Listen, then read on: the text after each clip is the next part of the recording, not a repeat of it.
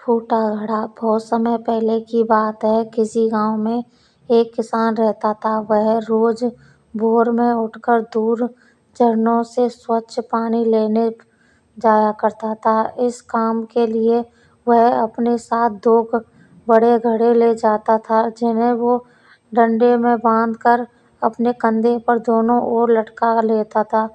ان میں سے ایک گھڑا کہیں سے پھوٹا ہوا تھا اور دوسرا ایک دم صحیح تھا۔ اس وجہ سے روز گھر پہنچتے پہنچتے کسان کے پاس 1.5 گھڑا پانی ہی بچ پاتا تھا۔ ایسا 2 سالوں سے چل رہا تھا۔ صحیح گھڑے کو اس بات کا گھمنڈ تھا کہ وہ پورا کا پورا پانی گھر پہنچاتا ہے اور اس کے اندر کوئی کمی نہیں ہے۔ وہیں دوسری طرف پھوٹا گھڑا اس بات سے شرمندہ رہتا تھا کہ وہ آدھا پانی ہی گھر تک پہنچا پاتا ہے اور کسان کی محنت بیکار چلی جاتی ہے۔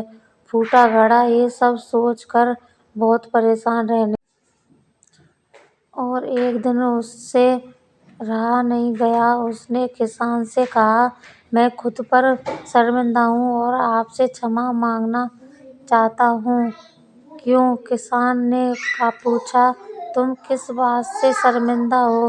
شاید آپ نہیں جانتے پر میں ایک جگہ سے پھوٹا ہوا ہوں اور پچھلے 2 سالوں سے مجھے جتنا پانی گھر پہنچانا چاہیے تھا بس اس کا آدھا ہی پہنچا پایا ہوں۔ میرے اندر یہ بہت بڑی کمی ہے اور اس وجہ سے آپ کی محنت برباد ہوتی رہی ہے۔"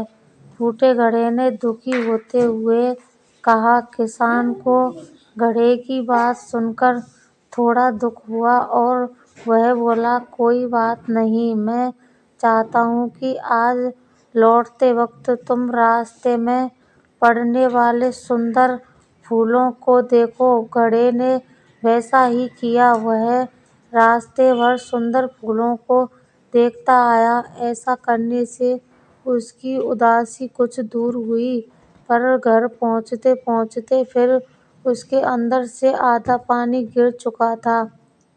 وہ مایوس ہو گیا اور کسان سے معافی مانگنے لگا۔ کسان بولا، "شاید تم نے دھیان نہیں دیا۔ پورے راستے میں جتنے بھی پھول تھے وہ بس تمہاری طرف ہی تھے۔ صحیح گھڑے کی طرف ایک بھی پھول نہیں تھا۔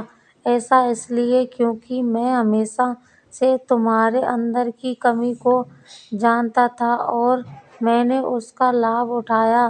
میں نے تمہاری طرف والے راستے پر رنگ برنگے پھولوں کے بیج بو دیے تھے۔ تم روز تھوڑا تھوڑا کر کے انہیں سینچتے رہے اور پورے راستے کو اتنا خوبصورت بنا دیا۔ آج تمہاری وجہ سے ہی میں ان پھولوں کو بھگوان کو ارپت کر پاتا ہوں اور اپنا گھر سندر بنا پاتا ہوں۔ تم ہی سوچو، اگر تم جیسا ہو ویسے نہیں ہوتے تو بھلا کیا میں یہ سب کچھ کر پاتا؟ دوستو، ہم سبھی کے اندر کوئی نہ کوئی کمی ہوتی ہے پر یہی کمیاں ہمیں انوکھا بناتی ہیں۔ اس کسان کی طرح ہمیں بھی ہر کسی کو وہ جیسا ہے ویسے ہی سویکارنا چاہیے اور اس کی اچھائی کی طرف دھیان دینا چاہیے، اور جب ہم ایسا کریں گے تب پھوٹا گھڑا بھی اچھے گھڑے سے مولیہوان ہو جائے گا۔